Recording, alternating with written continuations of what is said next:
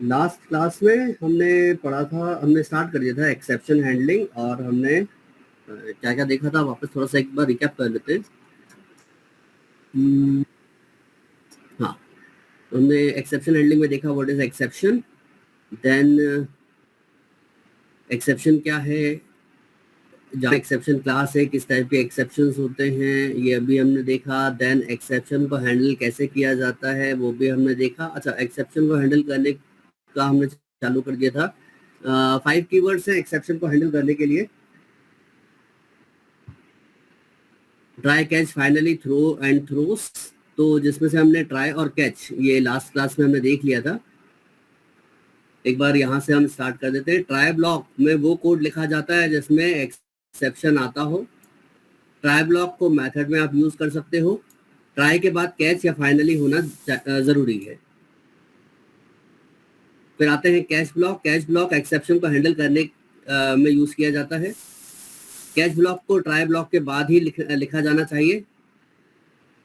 हम एक try block के लिए एक से ज्यादा कैच ब्लॉक क्रिएट कर सकते हैं, और अगर एक से ज्यादा कैच ब्लॉक आप एक ट्राई के लिए बना रहे हो तो कैच ब्लॉक जो है उसका ऑर्डर होगा most specific to most general, यानी कि चाइल्ड क्लास पहले देन पेरेंट क्लास बाद में।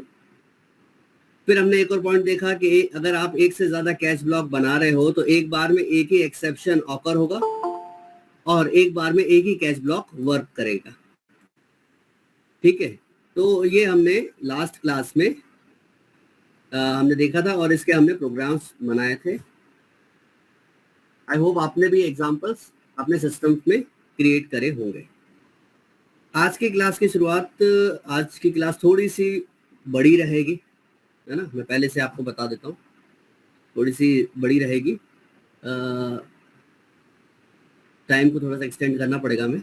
देन आज की क्लास को हम स्टार्ट करते हैं एक क्वेश्चन से।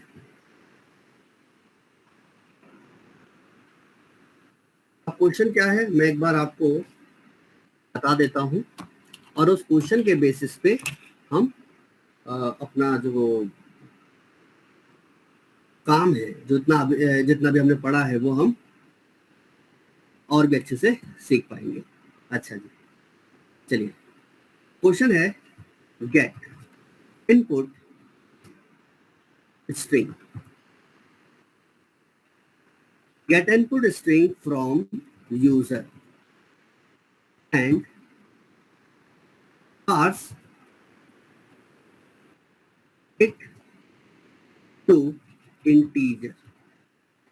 If it is not a number,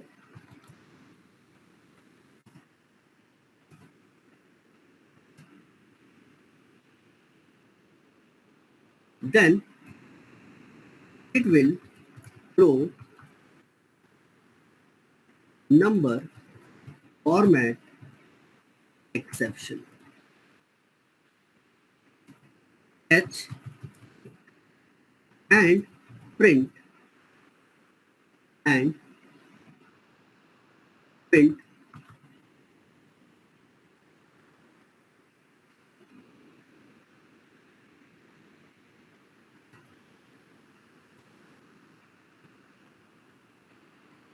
enter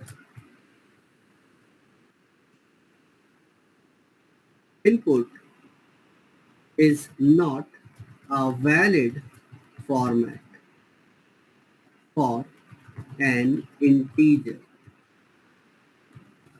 or else print the square of the number. तो क्वेश्चन समझे कि हमें यूजर से इनपुट लेना है और उस इनपुट को इंटीजर में कन्वर्ट करना है।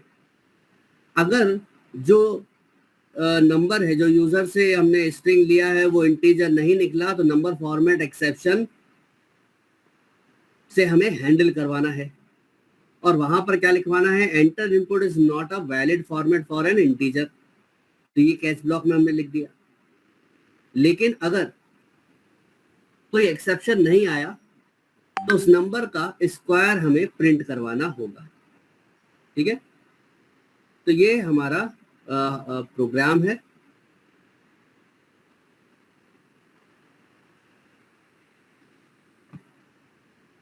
अब इसको हम, ये हमारा क्वेश्चन है, सॉरी, हाँ, हम इसका जो प्रोग्राम है वो क्रिएट कर लेते हैं। मैं सेम यही क्लास का यूज कर रहा हूँ, example1.java का। और चलिए देखते जाए। यूजर से हमें इनपुट भी लेना है, तो इनपुट लेने के लिए आपको क्या करना पड़ेगा, स्कैनर क्लास से इंपोर्ट कराना पड़ेगा। तो स्कैनर क्लास का ऑब्जेक्ट बना देते हैं, scanner sc equal to new scanner system dot in. Import करा लीजिए स्कैनर क्लास को। तो सिंपल अपना माउस पॉइंटर लेके जाएगा स्कैनर क्लास पे और सजेशन आएगा। पहला सजेशन दे रहा है import scanner from Java dot यूटिल। इस पे क्लिक कर दीजिए तो यहाँ पर इंपोर्ट स्टेटमेंट लिखा आ गया। ओके, अब हम एक मैसेज लिखवा देते हैं, system dot out dot print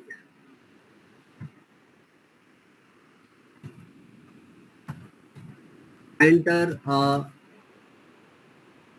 number. Number हमें एंटर कराना है। देन लेकिन क्या बोला इसने कि इनपुट में क्या लेना है, यूजर से स्ट्रिंग और उसे इंटीजर में कन्वर्ट करना है। ठीक है, तो यहाँ पर एक्सेप्शन आने के चांसेस हैं, तो हम यहाँ पर क्या लगा दें, ट्राई। और ट्राई बिना कैच के वर्क नहीं करेगा, तो यहाँ पर एक्सेप्शन। और एक्सेप्शन भी क्या बोला कि कौन सा एक्सेप्शन, नंबर फॉर्मेट एक्सेप्शन। ठीक है, चलिए इनपुट ले लेते हैं, स्ट्रिंग नम या string N equal to sc dot next line. तो स्ट्रिंग के फॉर्मेट में हमने इनपुट लिया और इस इनपुट को हम कन्वर्ट कर रहे हैं।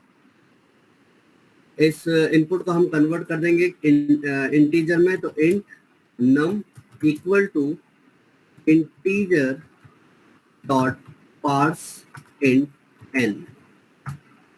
ओके, इंटीजर में कन्वर्ट कर दिया। अब जब ये इंटीजर में कन्वर्ट हो गया है तो हमें इसका क्या प्रिंट कराना है, स्क्वायर। तो यहाँ पर सिंपल स्क्वायर लिखने के लिए क्या लिखे, नम मल्टीप्लाई बाय नम। ओके, एक मैसेज भी लिखवा देते हैं,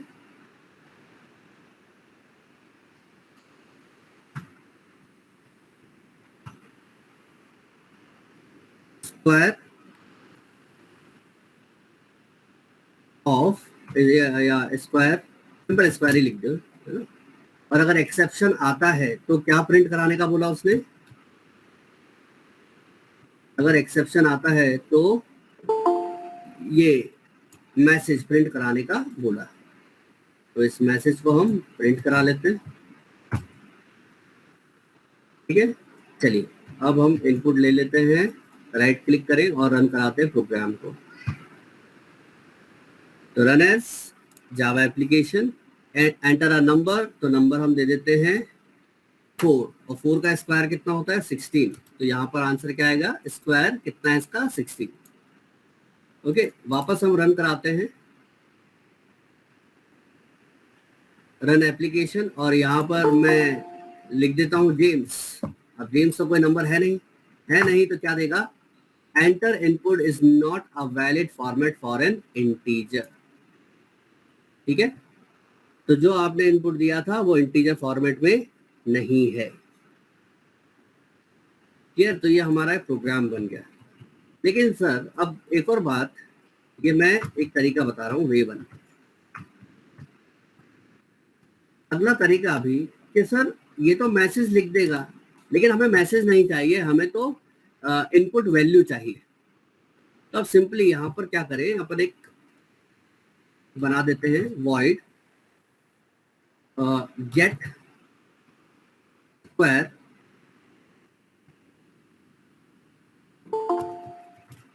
गेट स्क्वायर, एक मेथड क्रिएट कर देते हैं और इस मेथड में ये काम हम करवा लेते हैं। ओके, ये काम हम यहाँ पर करवा देते हैं। अब ये काम हमने कर दिया, मैं इसको स्टैटिक लगा देता हूँ ताकि हमें ऑब्जेक्ट बनाने की जरूरत ना पड़े। स्टैटिक लगा दिया और यहाँ पर हम गेट स्क्वायर मेथड को कॉल कर देते हैं। गेट स्क्वायर मेथड को हमने कॉल कर दिया। अब गेट स्क्वायर मेथड को हमने यहाँ पर कॉल किया तो देखिएगा अभी भी यहाँ पर सिंपल है, आउटपुट आपको मिल जाएगा। तो मैं इस पे रन कराऊंगा ना, एंटर अ नंबर। अब यहाँ पर भी मैं ABC लिख देता हूँ, ये आ गया एक्सेप्शन, सॉरी ये एक्सेप्शन आया जिसको हमने हैंडल किया, कैश ब्लॉक ने हैंडल किया और हैंडल पे एक मैसेज लिख दिया। ओके, हमें मैसेज तो लिखवाना है लेकिन हमें वापस इनपुट चाहिए, तो इसी मेथड को हम दोबारा कॉल कर देते हैं। गेट स्क्वायर मेथड को हम यहाँ पर दोबारा कॉल कर देते हैं। अब देखिएगा क्या होगा, राइट क्लिक किया, रन जावा एप्लीकेशन। अब हमने लिख दिया जेम्स, तो ये तो पक्का है कि कैश ब्लॉक में जाएगा और inter input is not a valid format for an integer, ऐसा एक एक्सेप्शन हैंडलिंग मैसेज हमें मिल जाएगा। लेकिन हैंडलिंग मैसेज के बाद वापस गेट स्क्वायर मेथड कॉल हो जाएगा। देखिएगा आपने जेम्स लिखा तो क्या बोला, वैलिड नहीं है, तो वापस हमसे वैल्यू मांगने लगा, है ना, एंटर अ नंबर। तो अब हमने सही नंबर दिया, अब हमने दे दिया 2, 2 का स्क्वायर कितना होता है 4, तो देखिए अब आ गया 4, तो प्रोग्राम यहीं पर क्या हो गया, रुक गया। तो आपका जो इनवैलिड अगर एक्सेप्शन आ रहा है तो हम दोबारा इसी मेथड को कॉल कर देते हैं ताकि हम नया इनपुट ले सके और उस नए इनपुट के थ्रू हम आंसर निकाल सके, आउटपुट निकाल सके। तो ये तरीका है दूसरा। तो भाई आज की क्लास का जो पहला ये क्वेश्चन जो है ये हमने अभी कर दिया। नेक्स्ट क्वेश्चन मैं आपको देता हूं, चलो क्वेश्चन बाद में, हम एक और पार्ट यहाँ पर देख लेते हैं। Nested try catch, nested try catch. अब ये नया पॉइंट हमारा स्टार्ट हो गया, nested try catch.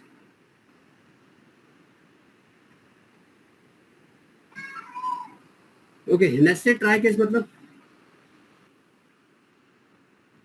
Try catch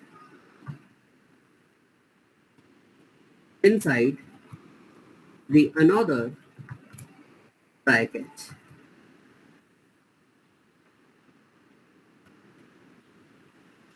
Try catch inside the another try catch is known as nested try catch. Okay, चलिए एग्जाम्पल मैं डायरेक्टली यहाँ पर बता देता हूँ आपका। नेस्टेड ट्राई कैच भी हम यूज कर सकते हैं। ओके, ये स्कैनर वाला पार्ट मैं हटा देता हूँ, मेथड का पार्ट भी मैं हटा देता हूँ, मेथड भी नहीं चाहिए हमें, ठीक है, मेन मेथड की बस जरूरत है हमें। ओके,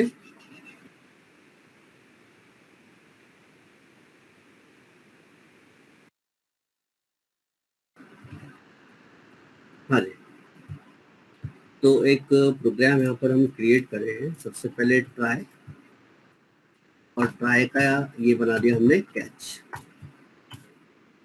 और यही ट्राई कैच हम कहाँ पर बना सकते हैं, ट्राई के अंदर भी और कैच के अंदर भी, है ना। तो ये ट्राई के अंदर मैंने फिर से एक ट्राई कैच बना दिया। ओके, अब कुछ यहाँ पर मेंशन करवा देते हैं।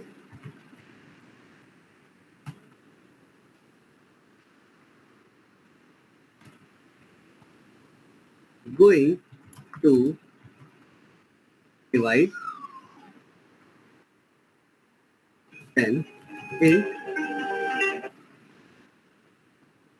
A equal to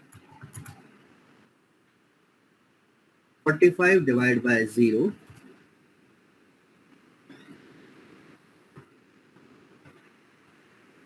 arithmetic exception P,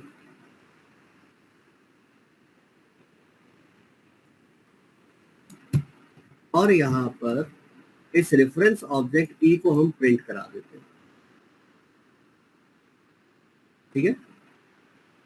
then एक काम करते हैं, एक और ट्राई कैच बनाते हैं, अंदर एक और ट्राई कैच बना देते हैं, और इस ट्राई कैच के अंदर हम लिखवा देते हैं going to create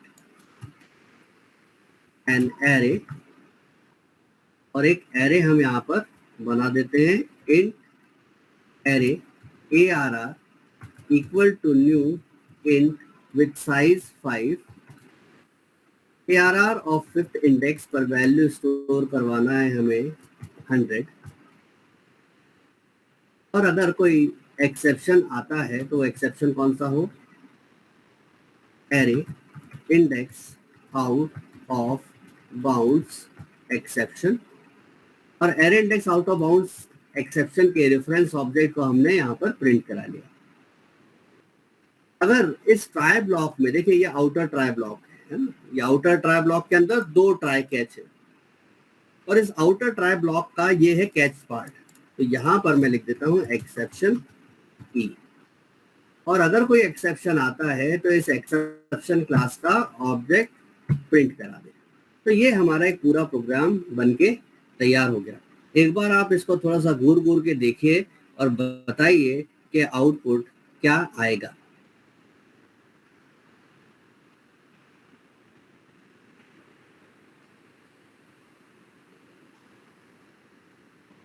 sir line 31 वाला हिट होगा शायद।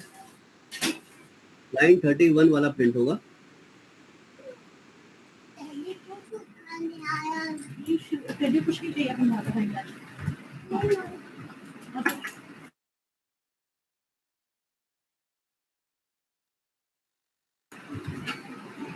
हाँ जी,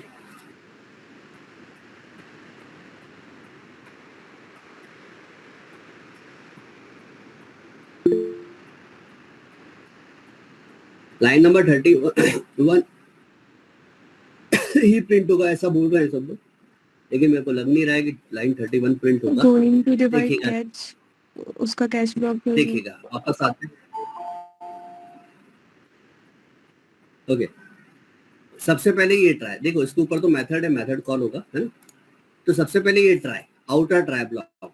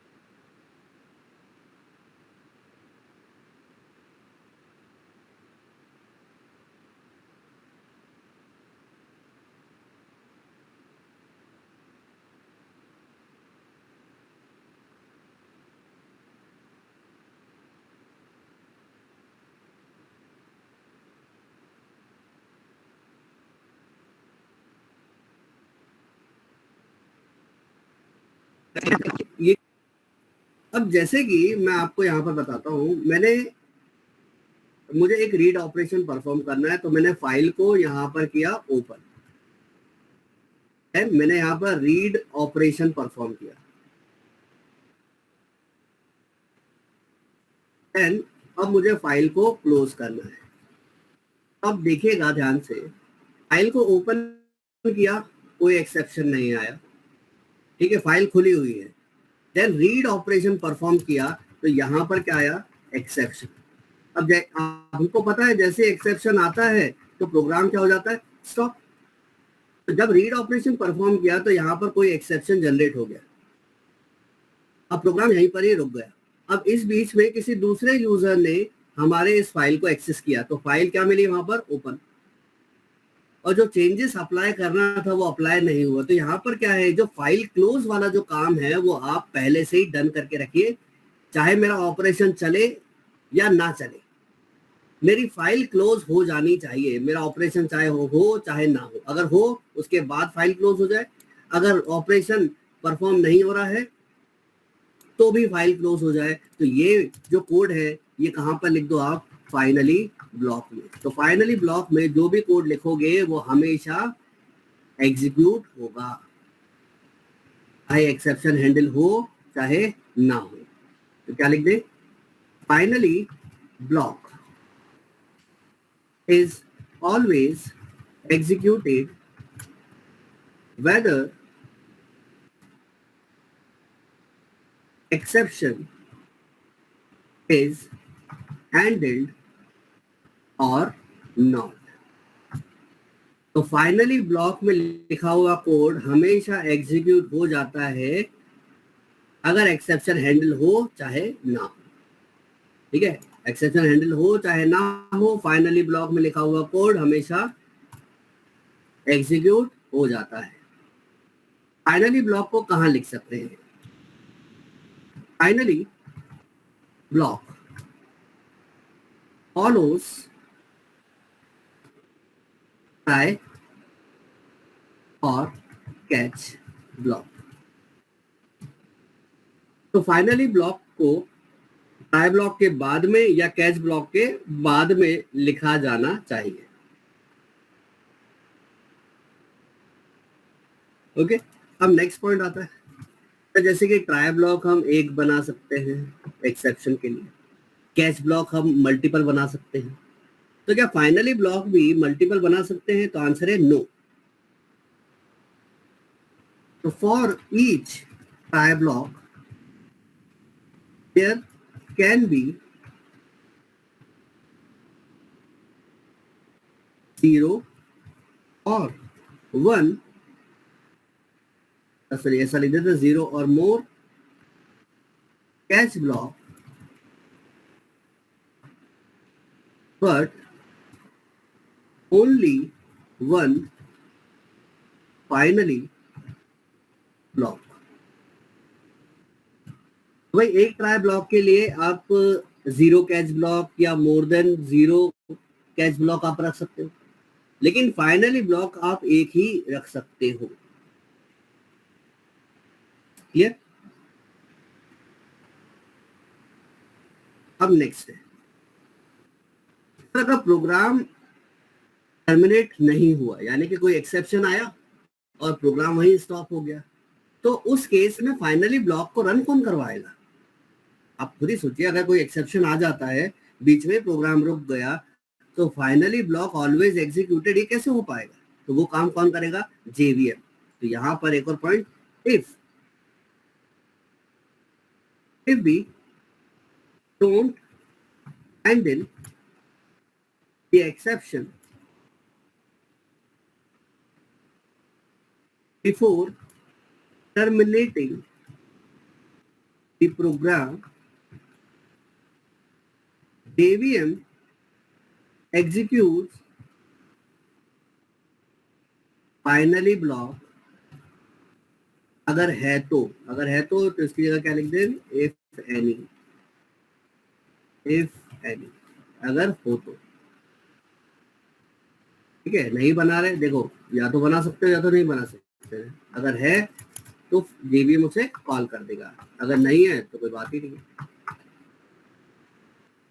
अब हम 3 एग्जाम्पल पढ़ेंगे। फाइनली ब्लॉक कैसे वर्क करता है। तो पहला है कि एक्सेप्शन आया ही नहीं और फाइनली ब्लॉक उस केस में कैसे एग्जीक्यूट होगा। एक्सेप्शन डजंट अकर,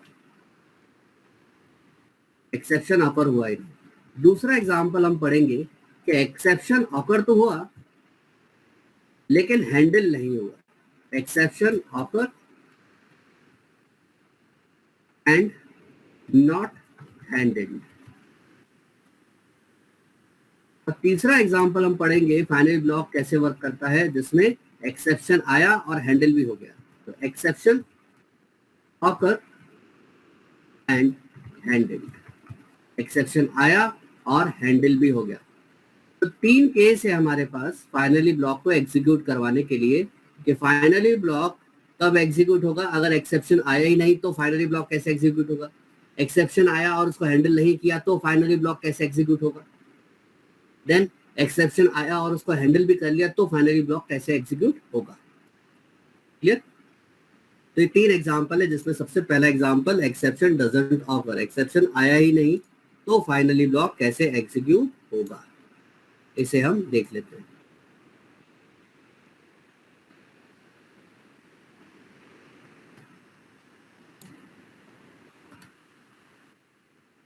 तो ये हो गया ट्राई और ये बन गया कैच और इसके बाद में बना देते हैं फाइनली।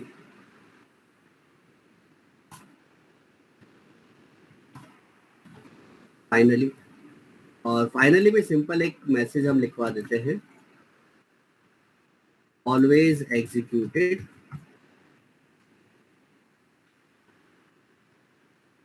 और इन सबके बाहर हम एक और मैसेज लिखवा देते हैं, रेस्ट ऑफ द प्रोग्राम। तो एक्सेप्शन आया ही नहीं, तो यहाँ पर हम लिख देते हैं कुछ ऐसा, 100 डिवाइड बाय 10 और 100 डिवाइड बाय 10 कर देते हैं और इसके बाद हम प्रिंट करा देते हैं वैल्यू ऑफ ए को। ठीक है। अब देखिए एक्सेप्शन आया ही नहीं, इस केस में फाइनली ब्लॉक कैसे एग्जीक्यूट होगा। तो पहले थ्योरेटिकली देख लीजिए, ट्राई ब्लॉक में गया, 100 डिवाइड बाय 10 कितना हुआ 10, 10 जाके कहाँ स्टोर हो गया ए में, ए में स्टोर हो गया और ए की वैल्यू को प्रिंट कराया तो कितना मिला 100। अब भाई एक्सेप्शन आया ही नहीं तो क्या हैंडल होने जाएगा, नहीं हैंडल होने नहीं जाएगा, क्योंकि एक्सेप्शन आएगा तब तो कैश ब्लॉक एग्जीक्यूट करेगा। देन जब एक्सेप्शन हैंडल हुआ ही नहीं, क्योंकि एक्सेप्शन आया ही नहीं, तो कैश ब्लॉक वर्क नहीं करेगा। जब वर्क नहीं किया तो यहाँ पर क्या हुआ, फाइनली ब्लॉक ऑलवेज एग्जीक्यूटेड, तो यहाँ पर क्या प्रिंट हो जाएगा, ऑलवेज एग्जीक्यूटेड। अब इस पूरे ट्राई कैच फाइनली ब्लॉक से बाहर आने के बाद बचा हुआ जो प्रोग्राम है मैंने यहाँ पर लिखवा दिया, रेस्ट ऑफ द प्रोग्राम, ये भी क्या हो जाएगा, एग्जीक्यूट हो जाएगा। तो आपको 3 चीजें मिलेगी, 100 always executed, rest of the program. चलिए देखें, 100 always executed, rest of the program. Okay okay, चलिए इसको करते हैं सेव। ये हुआ हमारा कौन सा, पहला, एक्सेप्शन आया ही नहीं तो फाइनली ब्लॉक कैसे एग्जीक्यूट हुआ। अब एक्सेप्शन आ गया लेकिन उस एक्सेप्शन को हैंडल नहीं किया, तो एक्सेप्शन आ गया तो एक्सेप्शन बना देते हैं, 100 डिवाइड बाय 0, यहाँ पर अरिथमेटिक एक्सेप्शन आ गया, लेकिन ऐसा कोई कैश ब्लॉक नहीं है जो अरिथमेटिक एक्सेप्शन को हैंडल करे। तो यहाँ पर मैं लिख देता हूँ नंबर फॉर्मेट एक्सेप्शन। अब ये जो कैच ब्लॉक है ये तो नंबर फॉर्मेट एक्सेप्शन को हैंडल करेगा, अरिथमेटिक एक्सेप्शन को हैंडल नहीं करेगा। तो यहाँ पर जो हमने बनाया वो क्या है, एक्सेप्शन तो आ गया लेकिन हैंडल नहीं हो पाया। इस केस में फाइनली ब्लॉक कैसे एग्जीक्यूट करेगा, तब देखिएगा क्या होगा। सबसे पहले तो यहां पर ट्राई ब्लॉक पड़ा, ट्राई ब्लॉक के अंदर गया और यहां पर एक स्टेटमेंट है जिसमें क्या लगा हुआ इक्वल टू, और इक्वल टू के राइट हैंड साइड में गया, क्या मिला 100 डिवाइड बाय 0, यानी कि कोई नंबर 0 से डिवाइड होता हुआ मिल रहा है। तो कोई नंबर 0 से डिवाइड हो रहा है तो यहाँ पर आइडेंटिफिकेशन हो गया कि ये तो अरिथमेटिक एक्सेप्शन है। क्या यूजर ने अरिथमेटिक एक्सेप्शन को हैंडल करने के लिए कोई कैच ब्लॉक बनाया है? नहीं बनाया। अब नहीं बनाया तो एक्सेप्शन को हैंडल कौन करेगा? जेवीएम हैंडल करेगा। ओके, जेवीएम हैंडल करेगा। तो भाई एक्सेप्शन आया लेकिन हैंडल नहीं हुआ, इस केस में फाइनली ब्लॉक अब सेकंड पोजीशन या सॉरी यहाँ पर सबसे पहले क्या प्रिंट हो जाएगा? Always executed. ऑलवेज एग्जीक्यूटेड यहाँ पर आया, और अब देखिए एक्सेप्शन आया तो प्रोग्राम रुक जाता है, रुक गया है ना, क्योंकि हैंडल तो हुआ नहीं, रुक गया। अब रुक गया तो रेस्ट ऑफ द प्रोग्राम यानी कि बचा हुआ प्रोग्राम जो है वो रीड ही नहीं किया। सबसे पहले ऑलवेज एग्जीक्यूटेड यानी कि फाइनली ब्लॉक एग्जीक्यूट हुआ। अब जेवीएम इस एक्सेप्शन को हैंडल करेगा, अरिथमेटिक एक्सेप्शन को हैंडल करेगा। क्या लाइन लिख देगा? Exception in thread main java.lang.arithmetic_exception: divide by 0। ये देखेगा पहले क्या आया? ऑलवेज एग्जीक्यूटेड, उसके बाद जेवीएम ने एक्सेप्शन को हैंडल किया। ठीक है,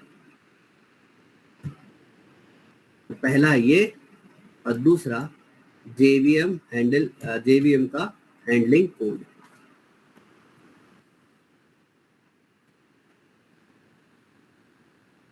ये हुआ सेकंड।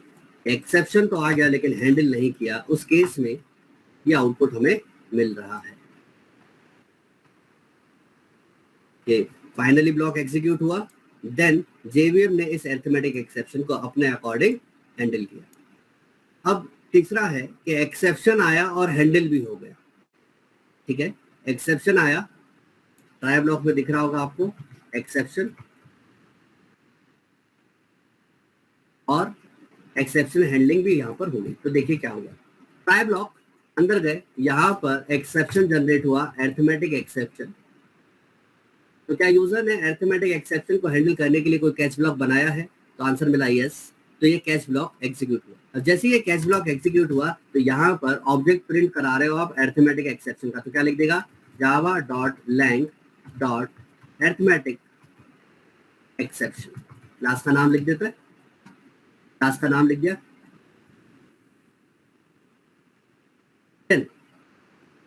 अरिथमेटिक एक्सेप्शन आया तो सबसे पहले ऑब्जेक्ट प्रिंट करा दिया किसका? अरिथमेटिक एक्सेप्शन क्लास का। तो क्या लिख देगा? java.lang.arithmetic_exception। एक्सेप्शन आया, हैंडल हो गया। अब इसके बाद फाइनली ब्लॉक एग्जीक्यूट होगा, तो फाइनली ब्लॉक एग्जीक्यूट होगा। अब प्रोग्राम का फ्लो मेंटेन है क्योंकि एक्सेप्शन हैंडल हो गया, तो ये रेस्ट ऑफ द प्रोग्राम, ये जो लाइन है ये भी क्या हो जाएगी? एग्जीक्यूट हो जाएगी। रेस्ट ऑफ द प्रोग्राम ये भी हमें क्या हो गया? मिल जाएगा। ओके, देखिएगा java.lang.arithmetic_exception, then always executed, then rest of the program। ये देखिएगा java.lang.arithmetic_exception, always executed, then rest of the program। ये आउटपुट हमें आया है। तो 3 केसेस है जहां पर फाइनली ब्लॉक एग्जीक्यूशन करता है। कौन कौन से केस? एक्सेप्शन आया ही नहीं तो कैसे फाइनली ब्लॉक एग्जीक्यूट होगा? एक्सेप्शन आ गया लेकिन उसको यूजर ने हैंडल नहीं किया तो कैसे फाइनली ब्लॉक एग्जीक्यूट होगा? और एक्सेप्शन आ गया और उसको हैंडल भी कर लिया तो कैसे फाइनली ब्लॉक एग्जीक्यूट होगा? तो तीनों तरीके हमने यहाँ पर देख लिए। अब आते हैं नेक्स्ट। तो फाइनली ब्लॉक भी अब हमने देखा, अब नेक्स्ट पे आते हैं। नेक्स्ट है हमारा थ्रो। अब ट्राई ब्लॉक था, कैच ब्लॉक था, फाइनली ब्लॉक था, लेकिन थ्रो ब्लॉक नहीं है। थ्रो क्या है? देखिए मैंने सबके आगे ब्लॉक लगाया था, try block, catch block, then अभी जो हमने पढ़ा वो था फाइनली, तो फाइनली भी क्या था? ब्लॉक। लेकिन अब जो हम पढ़ रहे हैं वो है थ्रो। थ्रो ब्लॉक नहीं है, थ्रो क्या है? कीवर्ड। इसका ब्लॉक नहीं बनेगा। ब्लॉक मतलब पहली ब्रैकेट ऑन एंड ऑफ और उसके अंदर कंटेंट लिखा है, ऐसा नहीं होगा। थ्रो एक कीवर्ड की तरह यहाँ पर काम करेगा। तो चलिए आते हैं थ्रो कीवर्ड की बात करें, थ्रो कीवर्ड से पहले वापस थोड़ा सा यहाँ पर देखिएगा। जैसे ही ये एक्सेप्शन आया ऑटोमेटिकली क्या कॉल हो जाता है, कैच ब्लॉक। ओके, जैसे ही यहाँ पर एक्सेप्शन आया ऑटोमेटिकली कैच ब्लॉक काम करने लग जाता है। ठीक है, ऑटोमेटिकली को हम लोग क्या बोलते हैं, इम्प्लिसिटली, इम्प्लिसिट कॉलिंग। तो जैसे एक्सेप्शन आता है कैच ब्लॉक इम्प्लिसिट कॉल हो जाता है, ऑटोमेटिकली कॉल हो जाता है, आपको करने की जरूरत नहीं है। लेकिन मुझे इम्प्लिसिट कॉल नहीं करना, मुझे एक्सप्लिसिट कॉल करना है, तो मैं क्या यूज करूंगा, थ्रो कीवर्ड। ओके, तो अब आ गई कहानी थ्रो कीवर्ड की। तो थ्रो क्या है, keyword. Throw keyword is used to explicitly throw an exception। अगर आपको explicitly थ्रो करवाना है कोई एक्सेप्शन, तो आप कौन सा कीवर्ड यूज करिए, थ्रो कीवर्ड यूज करिए। ठीक है, थ्रो बोले थ्रो फेंको, थ्रो फेंका, तो आपने जानबूझ के फेंका, ऑटोमेटिकली नहीं आया। ये throw keyword is used to explicitly throw an exception. और यहां पर क्या हो रहा था, एक्सेप्शन आया तो इम्प्लिसिटली एक्सेप्शन क्या हो रहा है, थ्रो हो रहा है, किसकी तरफ, कैच की तरफ, ताकि कैच उसे, देखो थ्रो किया और उसको क्या करना पड़ता है, कैच। क्रिकेट में भी आपने देखा होगा कि थ्रो किया और सामने वाला क्या करेगा, फिर उसको कैच करेगा। तो यहाँ पर ये जो थ्रो और कैच है, ये कैसे वर्क कर रहा है, यहाँ पर एक्सेप्शन थ्रो हुआ और इम्प्लिसिटली कैच हो रहा है। अब यहाँ पर जो थ्रो है वो एक्सप्लिसिटली करना पड़ेगा। नेक्स्ट, अगला पॉइंट, इस थ्रो कीवर्ड के थ्रू हम क्या क्या काम कर सकते हैं। तो we can throw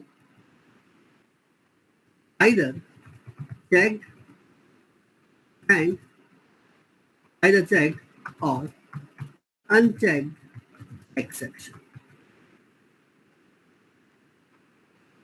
We can throw either checked or unchecked exception by this throw keyword। तो इस थ्रो कीवर्ड के थ्रू हम चेक्ड और अनचेक्ड दोनों एक्सेप्शन को एक्सप्लिसिटली थ्रो करवा सकते हैं। लेकिन एक्चुअल यूज यहां पर नहीं है इसका।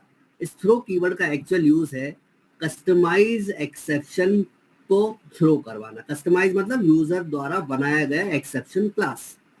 जैसे कि ये अरिथमेटिक एक्सेप्शन क्लास क्या आपने या मैंने बनाया है, नहीं, ये तो ऑलरेडी जावा में बना हुआ था।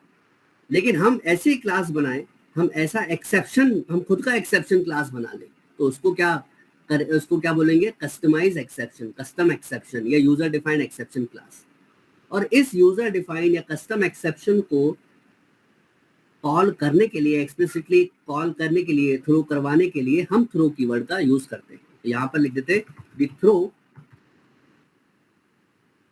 Keyword is mainly used to throw custom exception। custom मतलब user defined exception। custom में मैं लिख भी देता हूं, custom का मतलब user defined exception।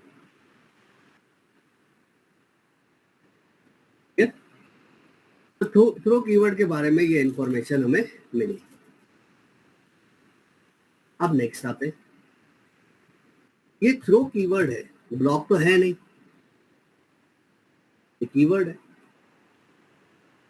अब इस थ्रो कीवर्ड को लिखा कैसे जाएगा, तो सिंटेक्स क्या रहेगा इसका।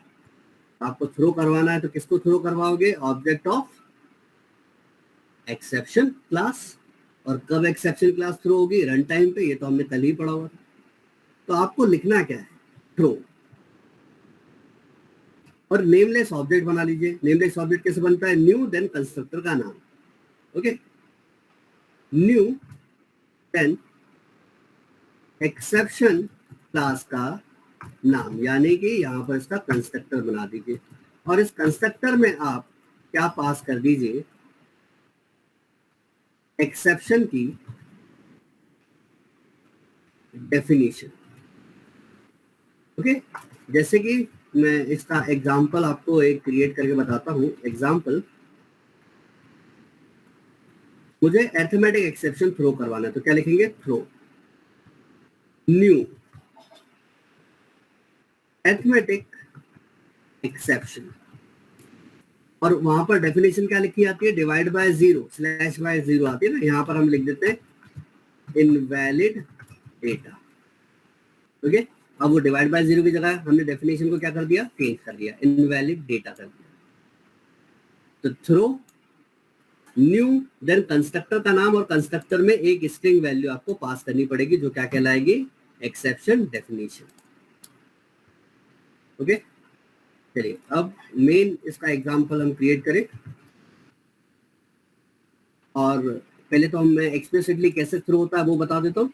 उसके बाद हम यूजर डिफाइंड एक्सेप्शन क्लास बनाएंगे और उसको थ्रो कीवर्ड से थ्रो करवाएंगे, क्योंकि मेनली यूज यही है। तो एग्जांपल्स की बात करें तो पहला एग्जांपल थ्रो कीवर्ड के थ्रू हम क्रिएट करते हैं।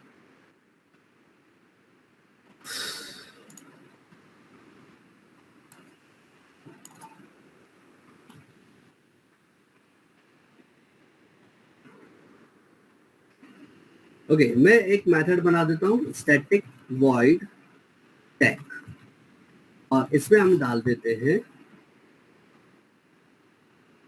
एज, और इस चेक मेथड को मैं कॉल कर देता हूं, और एज हम भेज देते हैं 24। ठीक है, इफ एज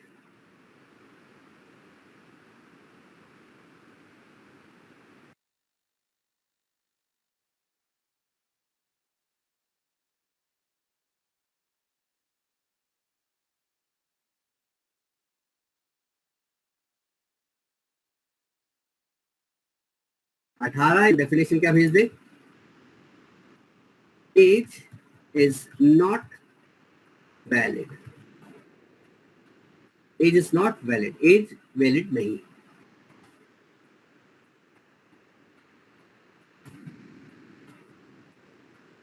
अदरवाइज हम यहां पर प्रिंट करा देते हैं एज को,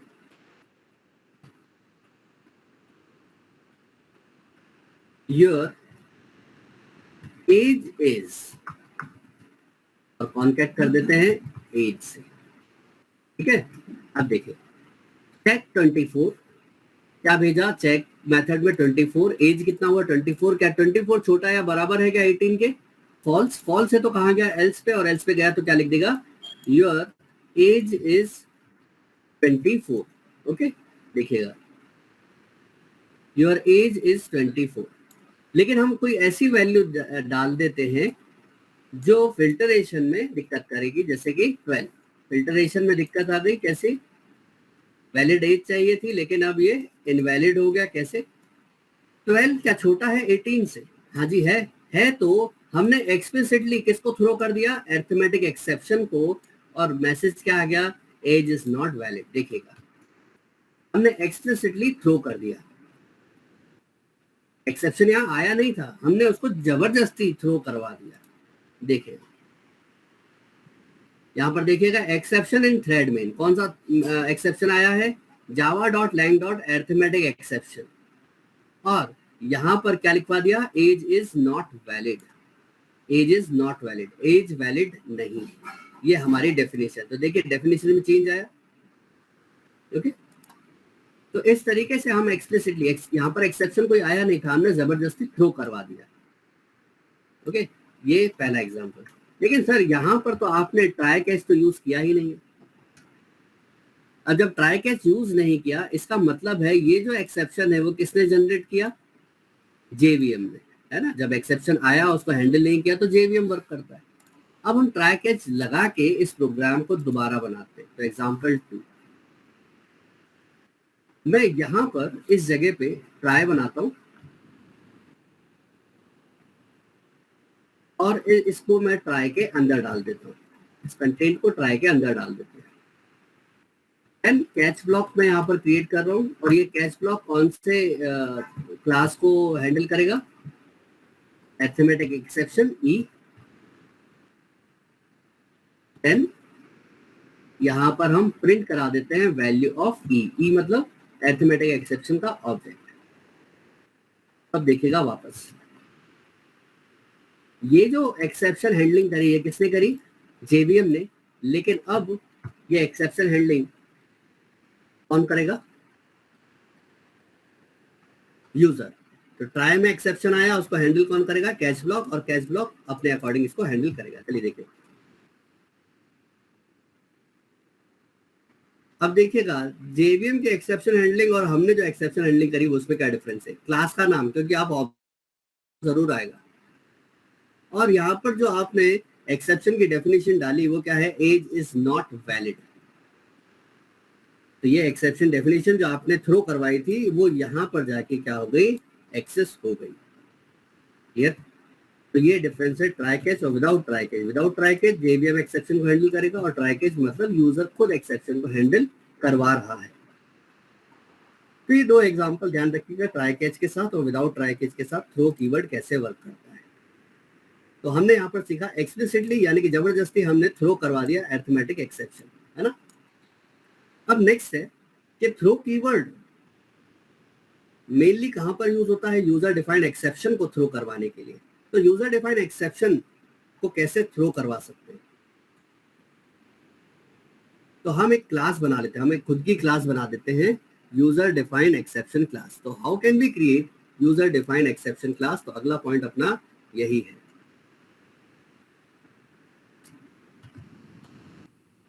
How can we create user defined exception class, और इसको कस्टम एक्सेप्शन भी बोलते हैं, custom exception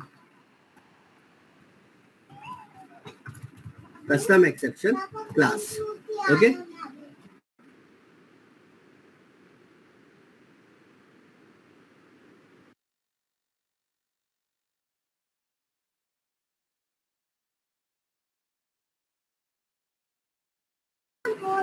okay, how can we create user defined exception class और कस्टम एक्सेप्शन क्लास? तो कस्टम एक्सेप्शन या यूजर डिफाइंड एक्सेप्शन क्लास कैसे बनाएंगे आप खुद ही देखिएगा। एक क्लास हमने यहाँ पर बनाई। अच्छा, वो कल मैंने आपको डायग्राम बताया था, उसमें मैंने ये भी आपको बताया था कि अगर कैच ब्लॉक है ना, ध्यान रखना, कैच ब्लॉक में कैच ब्लॉक का ऑर्डर कैसा होना चाहिए? Most specific to most general, यानी कि चाइल्ड क्लास सबसे ऊपर, देन सबसे लास्ट में पेरेंट क्लास। और पेरेंट क्लास कौन सी? Exception class. तो अगर जिस क्लास का पेरेंट एक्सेप्शन क्लास है तो वो चाइल्ड भी ऑटोमेटिकली क्या हो जाएगा? एक्सेप्शन बन जाएगा।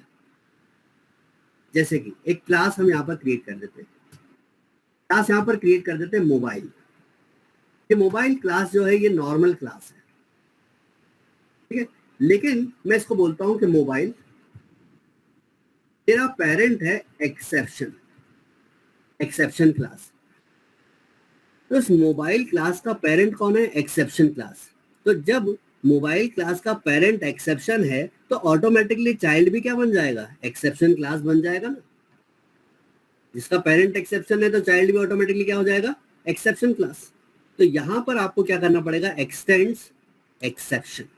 तो जब भी आपको यूजर डिफाइंड क्लास बनानी है तो नॉर्मल क्लास को एक्सटेंड करवा दीजिए एक्सेप्शन क्लास से, तो वो क्लास क्या बन जाएगी? User defined exception class. तो नाउ अब ये मोबाइल क्लास ये हमारी क्या बन रही है? यूजर डिफाइंड एक्सेप्शन क्लास बन रही है। अब मुझे ये मैसेज भी पास करवाना है। अब मैसेज पास करवाना है तो मोबाइल क्लास का, ये मेरी एक्सेप्शन क्लास है, मोबाइल क्लास में मैं एक मैसेज, अब मैसेज किस फॉर्म में होगा? स्ट्रिंग के फॉर्मेट में। तो इस मोबाइल क्लास का कंस्ट्रक्टर मैंने बनाया और मैं इस str को, यानी कि स्ट्रिंग टाइप जो मैसेज है, इसको मैं किसको फॉरवर्ड करवा दूं? अपनी पेरेंट क्लास को। पेरेंट क्लास कौन सी है? Exception class. तो यहाँ पर क्या लिखेंगे? सुपर। सुपर मतलब पेरेंट क्लास का कंस्ट्रक्टर कॉल हुआ और पेरेंट क्लास के कंस्ट्रक्टर में हमने क्या पास कर दिया, str। str या मैं मैसेज कर देता हूँ msg, और ये msg हम यहाँ पर पास करा देते हैं। क्लियर? तो सुपर मतलब पेरेंट के कंस्ट्रक्टर में हमने जो ये मैसेज आया था इसको कहाँ पर फॉरवर्ड कर दिया, पेरेंट के कंस्ट्रक्टर में।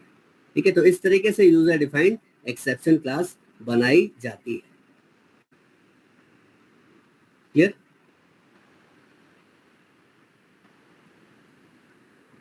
चलिए एक टास्क मैं आपको देता हूं, आपके व्हाट्सएप ग्रुप पे भेज रहा हूं। A student portal provides user to register their profile. During registration, system need to validate user should be located in India. If not, the system should throw an exception. ठीक है, एक student portal है जिसमें एक student portal है जिसमें student को register करना है और रजिस्ट्रेशन के टाइम पे यूजर वैलिडेट होगा। अगर वो वैलिड है, अगर वो लोकेटेड है इंडिया में तो वैलिड है, अगर वो लोकेटेड नहीं है इंडिया में कहीं और है तो क्या देगा, एक्सेप्शन। ओके, ये पूरा एक टर्म है। अब कैसे आपको परफॉर्म करना है, तो क्रिएट करना है एक यूजर डिफाइंड एक्सेप्शन क्लास, इसका नाम क्या है, इनवैलिड कंट्री एक्सेप्शन। ओवरलोड करना है रिस्पेक्टेड कंस्ट्रक्टर, तो कंस्ट्रक्टर को ओवरलोड कर देंगे। Create a main class user registration at the following methods. तो चलिए एक एक स्टेप मैं यहाँ पर परफॉर्म करके आपको बताता हूँ।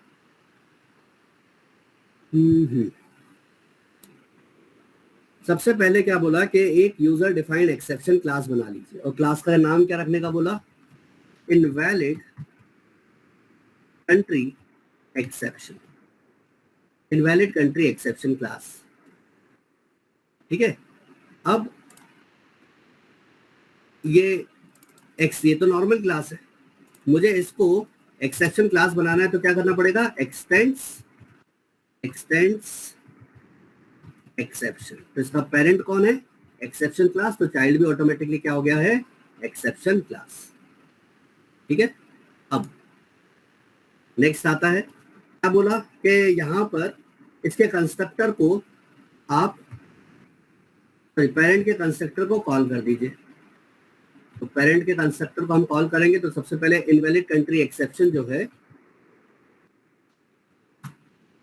String msg,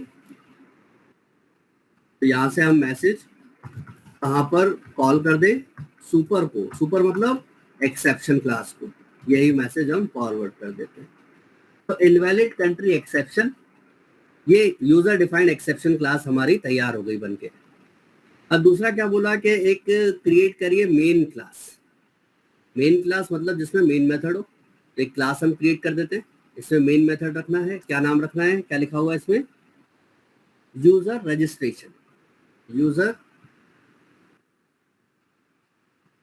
user registration class finish कर देते हैं। मैं साइड बाय साइड कर देता हूं इनको ताकि आपको एक एक चीजें दिखने लगे आराम से। तो यूजर रजिस्ट्रेशन ये क्लास हमने बनाई और ये हमारी एक्सेप्शन क्लास है। अब यहां पर क्या बोला कि इस यूजर रजिस्ट्रेशन में एक मेथड आप क्रिएट कर दीजिए, और मेथड का नाम क्या बोला, create a main class user registration, add a method register user. तो मेथड का नाम क्या है, रजिस्टर यूजर, रजिस्टर यूजर, ये एक मेथड हो गया। और इसको मैं बना देता हूँ void एंड स्टैटिक। अब ये क्या बोल रहा है कि दो पैरामीटर भी रखे, एक स्ट्रिंग यूजर कंट्री और दूसरा स्ट्रिंग यूजर नेम। ठीक है, string user name comma string user country.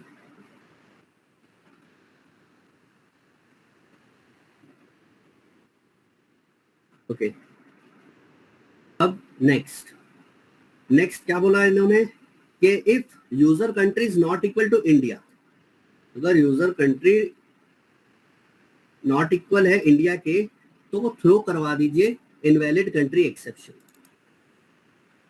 और अगर यूजर, अच्छा वो मैसेज क्या प्रिंट कराना है, user outside India can not be registered. लेकिन अगर यूजर कंट्री इक्वल है इंडिया के तो आप क्या प्रिंट करवा दीजिए, यूजर रजिस्ट्रेशन डन सक्सेसफुली। ठीक है, तो हम यहाँ पर एक कंडीशन बना देते हैं, इफ, और एक कंडीशन यहाँ पर इफ, और इफ के साथ यहाँ पर हम एल्स। इफ में हम कंडीशन बना देते हैं कि user country dot equals to India, user country equal to India. तो क्या मैसेज प्रिंट कराने का बोला इसने, यहां पर बोला गया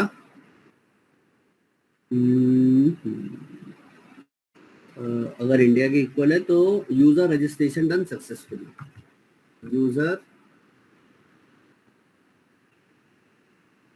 user registration done successfully.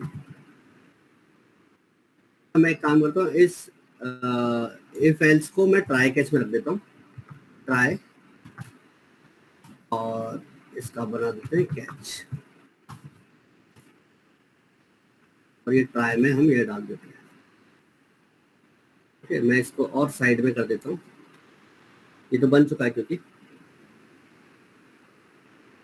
Okay.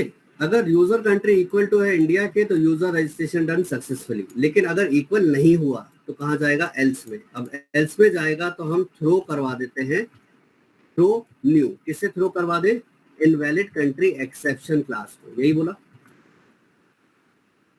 और मैसेज क्या लिखवाने का बोला, मैसेज हम एक काम करते हैं, यहां पर लिख देते हैं क्या, user outside India is not valid.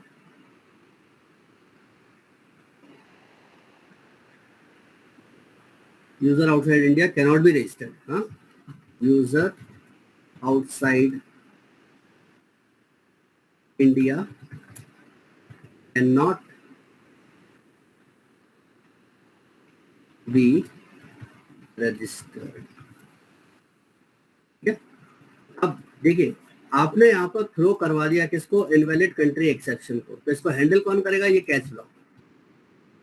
तो कैच ब्लॉक में हम यहाँ पर इसका रेफरेंस ऑब्जेक्ट बना देते हैं ई, और इस ई को हम यहाँ पर प्रिंट करवा देते हैं,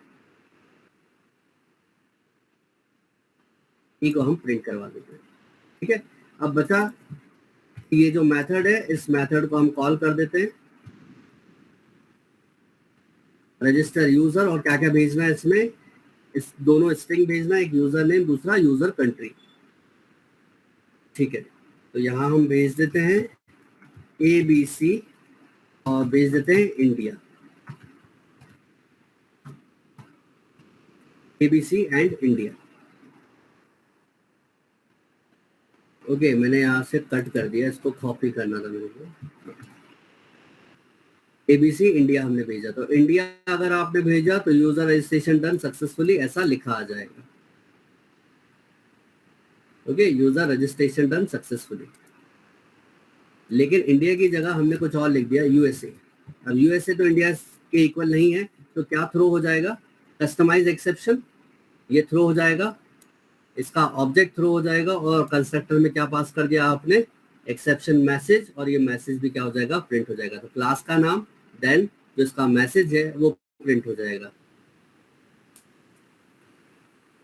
एक्सेप्शन हैंडलिंग, ये हमारा पैकेज था, और इसके अंदर क्लास कौन सी है, इनवैलिड कंट्री एक्सेप्शन, ये एक्सेप्शन आया, और कोलोन के बाद इसकी डेफिनेशन क्या है, user outside India can not be registered. Clear, तो ये प्रोग्राम हमारा बनके तैयार हो गया। ठीक है, कैसे यूजर डिफाइंड एक्सेप्शन क्लास बनाते हैं और कैसे एक्सेस करते हैं, कैसे यूज करते हैं। यहां पर हमने कंप्लीट किया अपना थ्रो कीवर्ड। ना नेक्स्ट, तो हमने ट्राई भी देख लिया, कैच भी देख लिया, फाइनली भी देख लिया, थ्रो भी देख लिया। थ्रो कीवर्ड भी हमने सर देख लिया है। हाँ, इसमें जो दूसरा क्लास बना था वो समझ में नहीं आ कि कैसे इसमें यूज हुआ है। कौन सा दूसरा क्लास? वो जिसमें आपने वो एक्सेप्शन को एक्सटेंड किया था। ये वाला? Yes sir. अरे तो एक्सेप्शन क्लास कैसे बनाएंगे? यूजर डिफाइंड एक्सेप्शन क्लास, तो किसी क्लास को एक्सटेंड कराना पड़ेगा ना एक्सेप्शन से। तो सर ये दूसरे वाले में कैसे यूज हुआ है ये? अच्छा, तो देखो यहाँ से एबीसी और यूएसए भेजा, एबीसी और यूएसए ट्राई में गया, क्या यूएसए इक्वल से इंडिया के? नहीं है। तो यहाँ पर क्या हुआ, थ्रो कर दिया एक ऑब्जेक्ट को, और किसके ऑब्जेक्ट को थ्रो कर दिया? इनवैलिड कंट्री एक्सेप्शन के ऑब्जेक्ट को। तो जैसे ही न्यू से क्या हुआ, मेमोरी असाइन हुई ऑब्जेक्ट को, देन इनवैलिड कंट्री एक्सेप्शन, ये क्या है? कंस्ट्रक्टर, तो कंस्ट्रक्टर कॉल हुआ। तो जैसे ही कंस्ट्रक्टर कॉल हुआ, ये अब कंस्ट्रक्टर कॉल हुआ और यहाँ पर एमएसजी की वैल्यू क्या आ गई? Invalid country user outside India can not be registered. और यहाँ पर सुपर क्लास के थ्रू, सुपर मतलब पेरेंट क्लास को हमने ये user outside India can not be registered ये मैसेज भेज दिया। ओके, ये हमने भेज दिया, क्योंकि अल्टीमेटली जो भी काम कर रहा है वो कौन कर रहा है? पेरेंट ही काम कर रहा है। अब ये यहाँ पर हमने थ्रो करवा दिया। अब जैसे ही थ्रो करवाया, ठीक है, ये ऑब्जेक्ट बना और ये मैसेज पेरेंट के पास गया। अब ये ऑब्जेक्ट बन के क्या हो गया? तैयार। अब क्या कर दिया? थ्रो। अब जैसे ही थ्रो किया तो कौन एक्सेस कर लेगा इसको? थ्रो करना मतलब एक्सप्लिसिटली कॉल कर देना। तो हमने किसको कॉल कर दिया एक्सप्लिसिटली? कैच को, कि कैच चलो इस इनवैलिड कंट्री एक्सेप्शन को हैंडल करो। तो जैसे ही वो हैंडल करेगा, तो अच्छा हैंडल करा मतलब यहाँ पर हमने क्या लिखवा दिया? ई, मतलब object of invalid country exception. अब जैसे ही ऑब्जेक्ट प्रिंट होगा, तो कायदा तो यही कहता है कि जब भी आप ऑब्जेक्ट प्रिंट कराओ तो क्लास का नाम प्रिंट होता है। तो यहाँ पर भी आप देखोगे तो क्या प्रिंट हुआ? क्लास का नाम, इनवैलिड कंट्री एक्सेप्शन। और यहाँ पर जो मैसेज हमने भेजा था, यहाँ लिखवाया था पेरेंट के थ्रू, वो मैसेज भी यहाँ पर आ गया, user outside India can not be registered. Clear? Yes sir. तो ऐसे वर्क कर पाएंगे।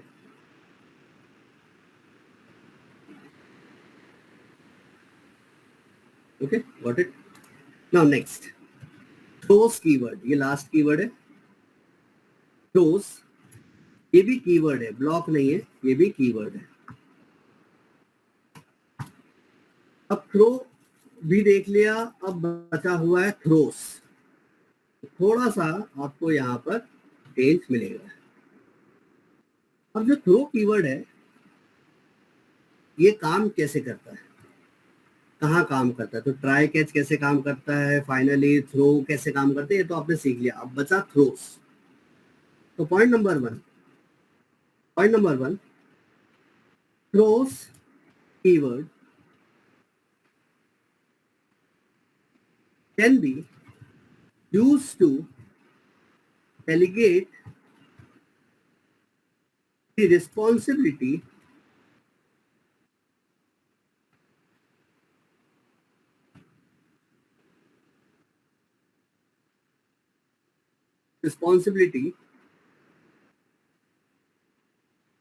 of exception handling to the exception class। अब थ्रोस कीवर्ड क्या करता है? एक्सेप्शन को हैंडल करने की रिस्पॉन्सिबिलिटी उस एक्सेप्शन क्लास को ही दे देता है, डेलीगेट कर देते हैं रिस्पॉन्सिबिलिटी। जैसे कि दो दोस्त थे, है ना, ये एक दोस्त 1 और ये दोस्त 2, ये दोनों भोपाल में ही स्कूलिंग इन्होंने करी थी,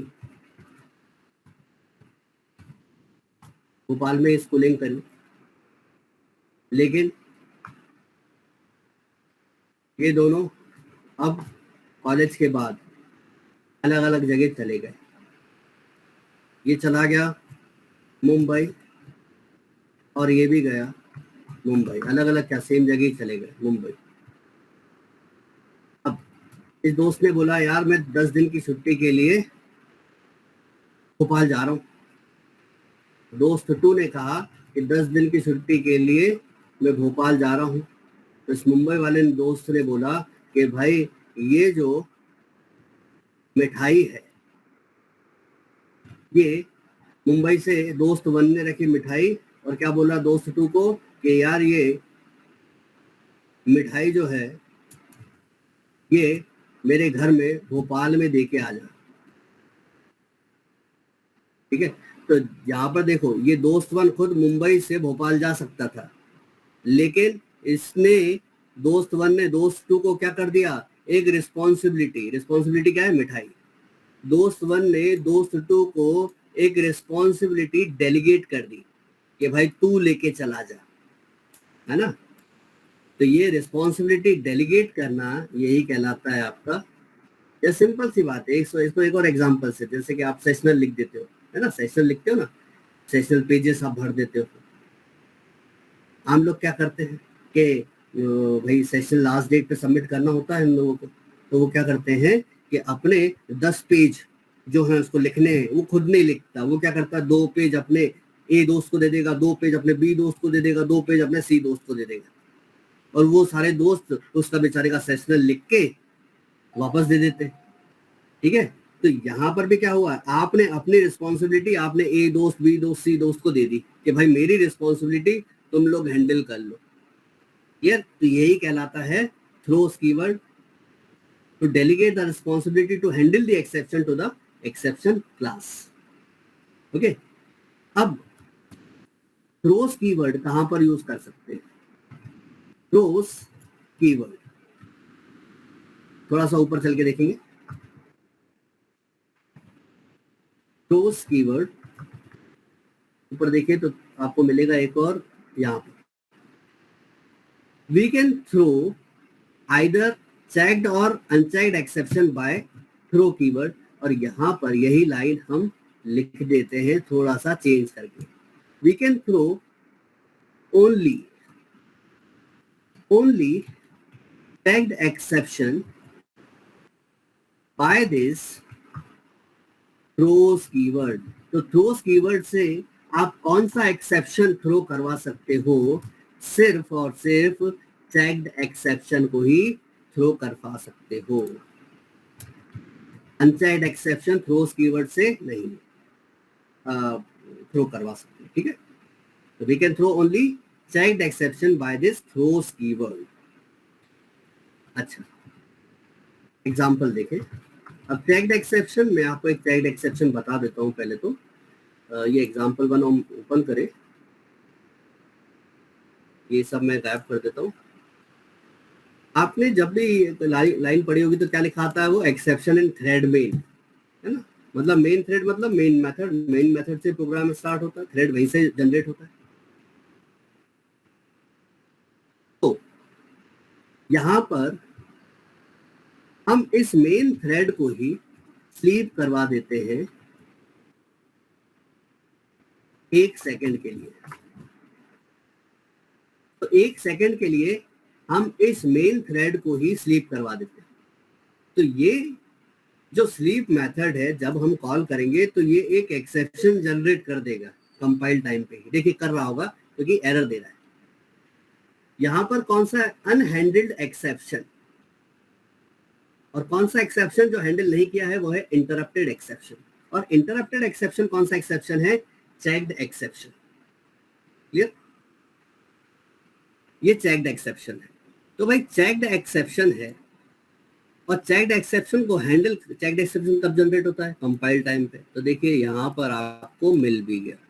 तो आप मेन थ्रेड को स्लीप नहीं करा सकते, क्यों, क्योंकि कौन सा चेक्ड एक्सेप्शन आ जाएगा, इंटरप्टेड एक्सेप्शन। ठीक है, तो हम यहाँ पर क्या कर सकते हैं, सिंपल है कि हम इसको ट्राई कैच के अंदर रख देते हैं। एक्सेप्शन की system dot out dot println की। अब देखिएगा टैग्ड एक्सेप्शन है तो कंपल्सरीली हमें इसको क्या लगाना पड़ेगा, ट्राई कैच लगाना पड़ेगा। ओके, अब कोई एरर आई क्या, नहीं आई। तो चलिए अब रन करा के देख लेते हैं। ठीक है, रन कराया, हालांकि कोई प्रिंट करवाने लायक तो कुछ था नहीं, तो प्रिंट भी नहीं हुआ। तो यहाँ पर ये चेक्ड एक्सेप्शन एक आ रही थी इस स्लीप मेथड की वजह से, वो थी इंटरप्टेड एक्सेप्शन, और इस इंटरप्टेड एक्सेप्शन को हैंडल करने के लिए कैच ब्लॉक बना दिया। तो देखो ये एरर रोकने के लिए हमने क्या लगाया, ट्राई कैच। अब सर अगर हमें ट्राई कैच नहीं लगाना, अब ट्राई कैच नहीं लगाया तो वापस देखिएगा यहाँ पर एक्सेप्शन जनरेट होगा, कौन सा, कि भाई बोल रहा है कि आपने एक एक्सेप्शन हैंडल नहीं किया है जिसका नाम है इंटरप्टेड एक्सेप्शन। तो हाँ जी, इंटरप्टेड एक्सेप्शन हमने हैंडल नहीं किया, लेकिन हम थ्रोस कीवर्ड से भी हैंडल करा सकते हैं। और कैसे हैंडल करवाएंगे, आपने ट्राई कैच से तो हैंडल करवाना आपको आ ही गया है, थ्रोस कीवर्ड से कैसे हैंडल कराओगे, तो बस ये जो मेथड है, इस मेथड के नाम के आगे आप लगाइए थ्रोस, और इस मेथड यहाँ पर हम बोल देते हैं कि मेथड तेरे अंदर कोई भी एक्सेप्शन आएगा तो उसको हैंडल करने की रिस्पॉन्सिबिलिटी किसकी होगी, इंटरप्टेड एक्सेप्शन की। तो यहाँ पर हमने क्या यूज करा, थ्रोस इंटरप्टेड एक्सेप्शन। ओके, तो हमने एक रिस्पॉन्सिबिलिटी डेलीगेट कर दी कि इस मेथड के, इस मेन मेथड के अंदर कोई एक्सेप्शन आता है तो उसको हैंडल करने की रिस्पॉन्सिबिलिटी किसकी हो जाए, इंटरप्टेड एक्सेप्शन की। तो रिस्पॉन्सिबिलिटी डेलीगेट करने के लिए ही हम थ्रोस कीवर्ड का यूज करते हैं। क्लियर? तो either you can use try catch और you can use throws keyword, लेकिन सिर्फ किसके लिए थ्रोस कीवर्ड आप यूज कर सकते हो, चेक्ड एक्सेप्शन के लिए ही कर सकते हो। तो आज की क्लास को यहीं पर हम एंड करते हैं। आज के नोट्स में आपको फॉरवर्ड कर देता हूं।